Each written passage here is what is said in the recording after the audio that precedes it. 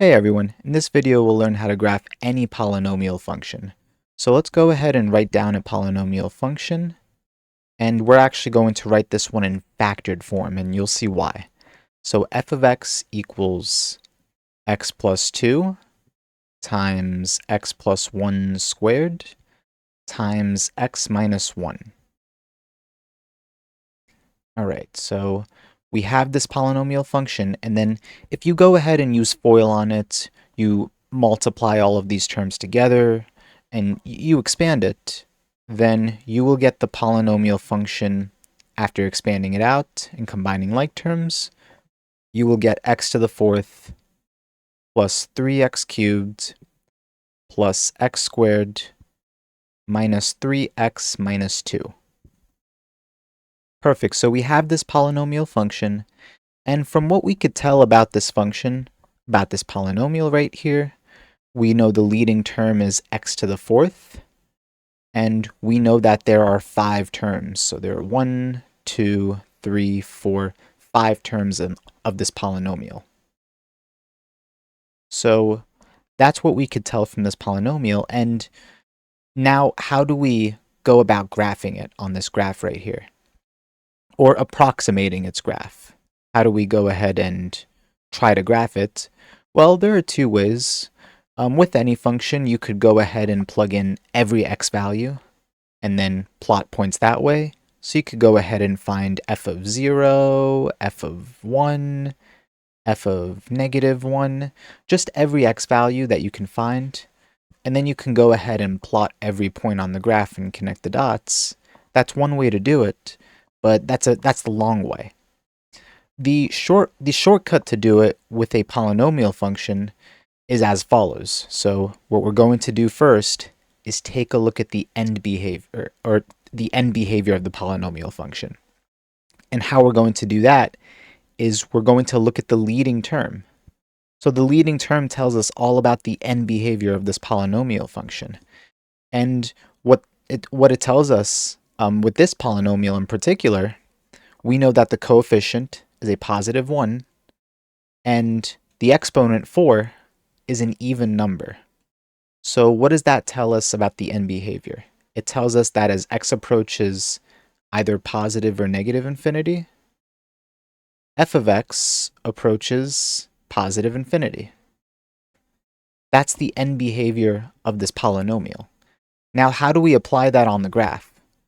Well, right here, what we can do is say, okay, as x approaches positive infinity, then we know that f of x will approach positive infinity.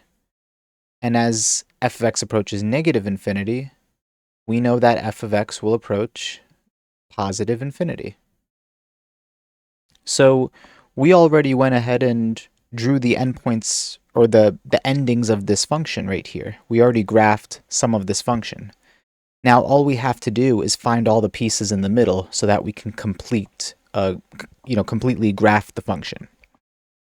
So that is why we wrote this in factored form, x plus 2 times x plus 1 squared times x minus 1. And what's interesting about writing it in factored form is that you can easily find the zeros. So to find the roots or zeros or the x-intercepts, we just have to set f of x equal to 0. So 0 equals x plus 2 times x plus 1 squared times x minus 1. And in order to solve for x, all we have to do is set all of these equal to 0. So we're going to set x plus 2 equal to 0. So we can set x plus 2 equal to 0. And from that, we will get x equals negative 2.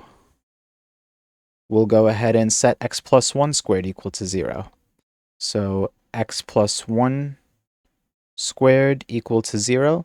And from here, you'll get x equals negative 1 if you solve it. And then from this one, x minus 1, we'll set that equal to 0. So from there, you'll get x equals 1. So we went ahead and found our x-intercepts right here. So these are the points where the function f of x will equal 0. So first at negative 2. So that point will be drawn here at negative 2 comma 0. So this first one right here, x equals negative 2, is our first x-intercept. So negative 2 comma 0. And then our next x-intercept is negative 1. So negative 1 comma 0. And then our next x-intercept is positive 1. So 1 comma 0. Good. So we found all the x-intercepts, and we also know the y-intercept by looking at the function in this form, in polynomial form. So we know the y-intercept because if we were to find f of 0, so f of 0 equals, that would set all of these x's to 0, and we would just be left with the constant at the end, negative 2. So f of 0 is negative 2.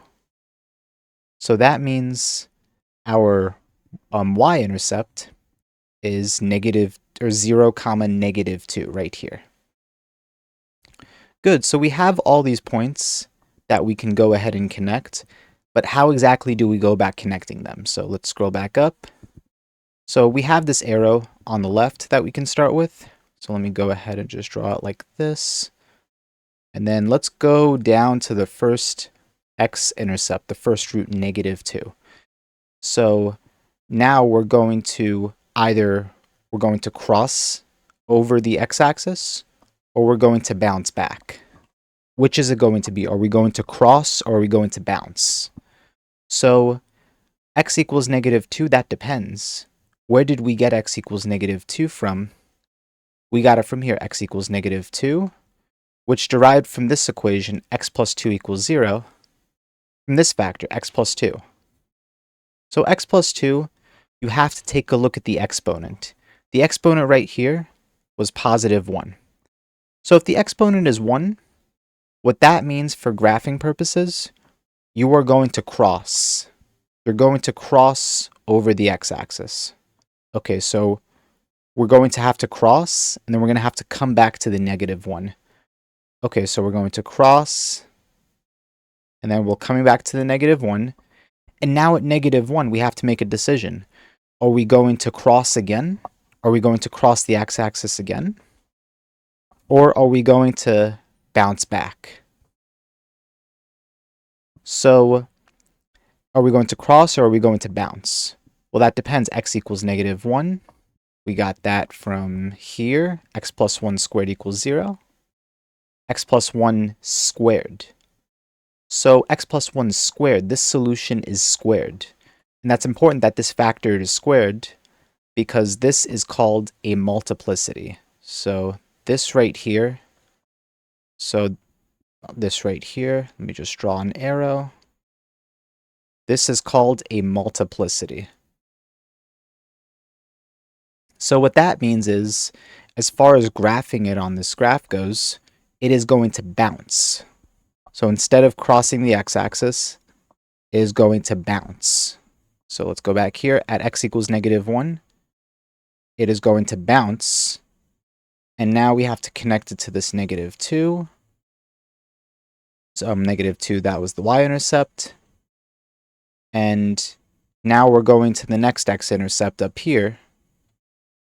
And again, at x equals 1, is it going to cross? Is it going to cross? Or is it going to bounce again? So that depends. Is there a multiplicity? Well, x equals positive 1, right here, comes from x minus 1 equals 0.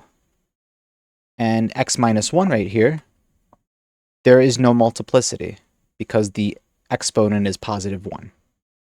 So there's no multiplicity. So that means it is simply just going to cross over the x-axis. And let me actually just move this up here, right here, and there we go. That is how we graph this polynomial function f of x. So this polynomial function that we have right here, f of x equals x to the 4th plus 3x cubed plus x squared minus 3x minus 2.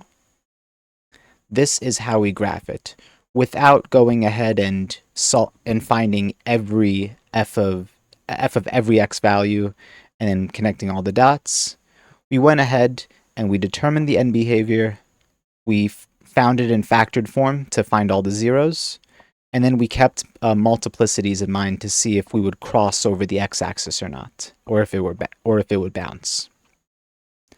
So that's how you graph a polynomial function, and this works for any polynomial function out there. I hope this video helps, and if you have any questions at all, please leave them down in the comments below, and thank you for watching.